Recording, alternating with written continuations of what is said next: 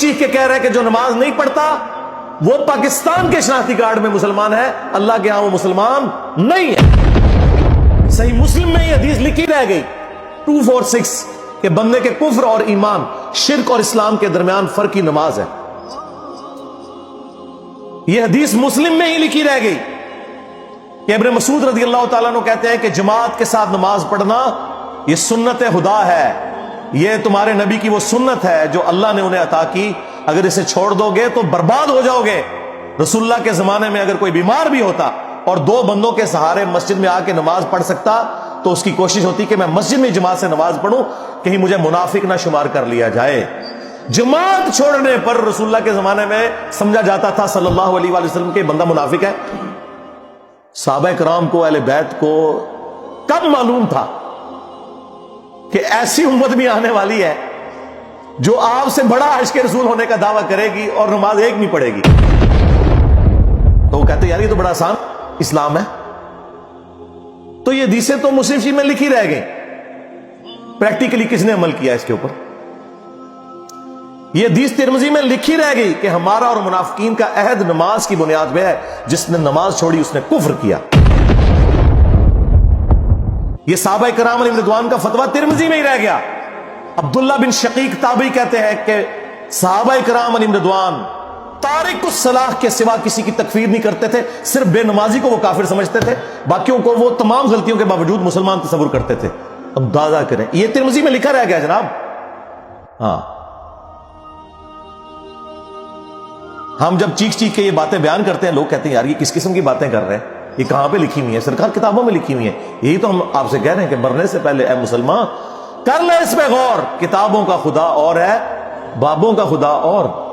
یہ حدیث ابو داؤد میں ہی لکھی رہ گئی کہ بچہ جب 7 سال کا ہو جائے تو اسے نماز کا حکم دو، اور نہ پڑھے 10 سال کی عمر میں اسے سزا بھی دو، اور 10 سال کے بچوں کے بستر بھی الگ کر دو۔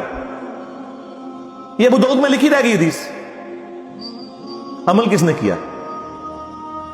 یہ حدیث ابن ماجہ میں لکھی رہ گئی کہ نبی علیہ السلام نے فرمایا اے معاذ اللہ کے ساتھ شرک نہ کرنا، خواہ تمہارے ٹکڑے ٹکڑے کر دیے جائیں، تمہیں قتل کر دیا جائے، سولی دے دیا جائے، یا آگ میں زندہ جلا دیا جائے، شرک نہ کرنا۔ یہ پہلی نصیحت۔ اسی حدیث میں دوسری نصیحت، نماز نہ چھوڑنا۔ تمہارا اللہ کے ساتھ عہد نماز کی بنیاد پہ ہے، اگر تم نے نماز چھوڑ دی تو اللہ کا ذمہ اٹھ گیا تم سے۔ اور تیسری چیز فرمایا شراب نہ پینا، یہ تمام برائیوں کی جڑ ہے۔ تو یہ حدیثیں تو لکھی رہ گئی سرکار۔ یہ حدیث مسند احمد میں ہی لکھی رہ گئی کہ نبی علیہ السلام نے فرمایا کہ نماز قیامت کے دن نمازی کے لیے دلیل، نجات اور نور ہوگی، اور جو نماز نہیں پڑھتا قیامت کے دن نہ اس کے لیے کوئی دلیل ہوگی اللہ کے حضور بچنے کی، نہ نجات اور نہ کوئی روشنی، نور جو پولیس رات سے گزرنے کے لیے قرآن میں آیا نا، وہ نور۔ اور پھر نبی السلام نے فرمایا کہ بے نمازی کا حشر اسی حدیث میں آتا ہے، فرعون، قارون اور حامان اور امیہ ابن خلف کے ساتھ ہوگا۔ ہاں جی، کچھ بھی ہے تیرے محبوب کی امت سے ہے۔ محبوب تو پہلے ہی بتا گئے ہیں کہ بے نمازی تیرا حشر تو فرعون کے ساتھ ہونا ہے، تیرا حشر قارون کے ساتھ ہونا ہے، امیہ ابن خلف کے ساتھ ہونا ہے۔ اور یہ تو میں آپ کو صرف ایک بات کر رہا ہوں۔ اب اگر میں قرآن کی توحید بیان کرنا شروع کروں تو قرآن کے پہلے صفحے کا ٹیسٹ دنیا کے کروڑوں مسلمان پاس نہیں کر سکتے۔ ایاک نعبد و ایاک نستعین، یہ قرآن میں لکھا رہے گا۔ ماشاءاللہ فجر کی نماز میں یہ پڑھ کے نکلتا ہے، اور مسجد کے ساتھ جو دربار ہے ریگولرلی حاضری دے کے اس بابے سے بھی مانگ کے گھر آتا ہے کہ کیا نماز تو پڑھی؟ تو مسلمان ہے، تیری ہر نماز کی ہر رکعت میں تو یہ نہ پڑھے تیری نماز ہی نہیں ہوتی۔ ایاک نعبد و ایاک نستعین، اے اللہ عبادت بھی تیری کریں گے، دعا بھی تجھی سے مانگیں گے، مدد بھی تجھی سے مانگیں گے۔ یہاں مدد مانا دعا کے، لیکن یہاں مولویوں نے پھر پٹی پڑھا دی، ان کا نہیں جی امی سے روٹی نہ مانگے۔ اندازہ کریں قرآن کا مذاق اڑا رہے ہیں، حالانکہ انہیں پتہ ہے کہ قرآن میں یہ آیت موجود ہے وَتَعَاوَنُوا عَلَى الْبِرِّ وَالتَّقْوَى وَلَا تَعَاوَنُوا عَلَى الْإِثْمِ وَالْعُدْوَانِ، نیکی اور پرہیزگاری کے کاموں میں ایک دوسرے کی مدد کرو اور برائی میں الگ رہو۔ قرآن نے بتایا ہے کہ اللہ نے دنیا کو اسباب کے ساتھ جوڑا ہوا ہے. یہاں ایاک نستعین میں دعا کے اعتبار سے بتایا جا رہا تھا کہ غیر اللہ سے نہیں کرنی. ظاہری اسباب کا تو قرآن میں حکم ہے، لیکن دیکھ لیں. اور پھر جس شان سے اللہ تعالیٰ نے سورۃ النمل میں ذکر کیا، حیران کن بات آپ کو بتاؤں، اہل تشیع کے ہاں صبح و شام کی دعاؤں میں، سنت اذکار میں سورۃ النمل کی آیت نمبر 62 پڑھی جاتی ہے. ترجمہ نہیں کبھی کسی نے پڑھا. اور ہمارے جن اسٹوڈنٹس نے پڑھا جو شیعہ مکتب سے تعلق رکھتے تھے، کیونکہ میں نے اس آیت کو اتنی دفعہ کوٹ کیا، انہوں نے کہا ہم تو یہ صبح شام پڑھتے ہیں. ترجمہ پڑھا تو انہوں نے کہا یار یہ آیت پڑھ کے بھی سب سے زیادہ شرک ہم کر رہے تھے، کیونکہ اس آیت کے اندر کیا لکھا ہے؟ امن یجیب المضطر اذا دعا، بھلا بتاؤ کون ہے جو تکلیف میں گھرے ہوئے شخص کی فریاد کو سنتا ہے، وَيَكْشِفُ السُّوءَ، اور اس سے اس کی برائی کو، تکلیف کو دور کر دیتا ہے، وَيَجْعَلُكُمْ خُلَفَاءَ الْأَرْضِ، اور تمہیں اگلوں کا خلیفہ کرتا ہے زمین پر، تمہارے ماں باپ کے مرنے کے بعد تم، تمہارے مرنے کے بعد تمہاری اولاد کو. اِلَٰهٌ مَّعَ اللَّهِ، کیا اللہ کے ساتھ کوئی اور معبود بھی ہے؟ قَلِيلًا مَّا تَذَكَّرُونَ، لیکن بہت کم ہی تم نصیحت حاصل کرتے ہو. بالکل صدق اللہ العظیم، بہت کم لوگوں نے نصیحت حاصل کی. اس آیت میں کلیئر کٹ لکھا ہے کہ جو اللہ کے سوا کسی اور سے دعا کرتا ہے گویا وہ اسے خدا بنائے ہوئے ہے. یا علی مدد کا مطلب سادہ نہیں ہے، اس کا مطلب ہے کہ آپ نے مولا علی کو اللہ کے مقابلے پر خدا تصور کر دیا. نہیں جی ہم تو انہیں اللہ کا بندہ مانتے ہیں. نہیں جناب، قرآن تو یہ کہتا ہے کہ اللہ کا بندہ مان کے یا بغیر بندہ مان کے. جب تمہارا یہ عقیدہ ہے کہ اللہ کے سوا کوئی تمہاری تکلیف دور کر سکتا ہے، جی پیچھے اللہ ہی ہے. اچھا اللہ پیچھے رکھنے واسطے، یہ دیکھیں حدیث میں لکھا ہوا نماز کا طریقہ. اور نہیں جی ہمارے امام صاحب نے بھی تو وہی کچھ بتایا نا، پیچھے تھے اتنے بھی نبی علیہ السلام نے. نبی علیہ السلام پیچھے رکھنے کے لیے، میرے نبی صاحب ہے ہی کوئی نہیں، تیرے بابے تھے شاہ ہی کوئی نہیں. نماز کی اہمیت قرآن و سنت کی روشنی میں آج ہم ایک بہت بنیادی اور اہم موضوع پر بات کرتے ہیں، اور وہ ہے نماز. ہم میں سے بہت سے لوگ مسلمان ہونے کا دعویٰ کرتے ہیں، قرآن کو مانتے ہیں، رسول اللہ صلی اللہ علیہ وآلہ وسلم کو مانتے ہیں، اللہ تعالیٰ کو اپنا رب مانتے ہیں. لیکن سوال یہ ہے کہ اللہ تعالیٰ سے ہمارا تعلق عملی طور پر کہاں نظر آتا ہے؟ اگر کوئی شخص کہے کہ میں اپنے والدین سے بہت محبت کرتا ہوں لیکن سالوں ان سے بات ہی نہ کرے، تو صرف دعویٰ کافی ہوگا؟ بالکل نہیں. اسی طرح اللہ تعالیٰ سے محبت کا دعویٰ اپنی جگہ، لیکن اللہ تعالیٰ نے جو سب سے بنیادی ہی باتیں ہم پر فرض کی ہیں ان میں نماز کی کیا حیثیت ہے، اسے سمجھنا بہت ضروری ہے. قرآن مجید میں اللہ تعالیٰ بار بار نماز قائم کرنے کا حکم دیتا ہے. یہاں ایک بات سمجھنے والی ہے کہ قرآن میں صرف یہ نہیں کہا گیا کہ نماز پڑھ لیا کرو، بلکہ نماز قائم کرنے کا حکم دے دیا گیا.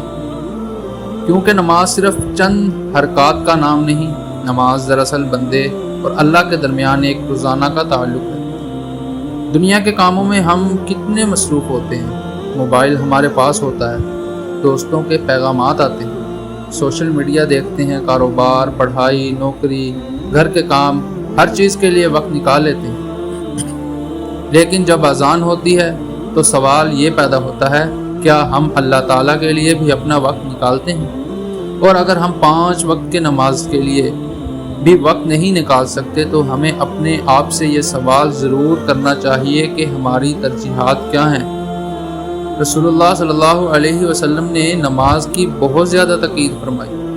نماز ایسی عبادت ہے جو مسلمان کی زندگی کو دن میں کئی مرتبہ اللہ تعالیٰ کی طرف متوجہ کرتی ہے. صبح انسان اٹھتا ہے تو فجر اسے یاد دلاتی ہے کہ میری زندگی کا آغاز اللہ کے نام سے ہونا چاہیے. دن کے درمیان ظہر اور عصر انسان کو دنیا کے کاموں کے دوران دوبارہ اپنے رب کی طرف متوجہ کرتی ہے. شام میں مغرب اور رات میں عشاء انسان کو یاد دلاتی ہے کہ پورا دن گزر گیا، اب اپنے رب کے سامنے حاضر ہو جاؤ. ذرا غور کریں، اللہ تعالیٰ نے ہمیں 5 مرتبہ اپنے سامنے کھڑے ہونے کا موقع دیا ہے. یہ اللہ تعالیٰ کی طرف سے بوجھ نہیں بلکہ رحمت کا موقع ہے.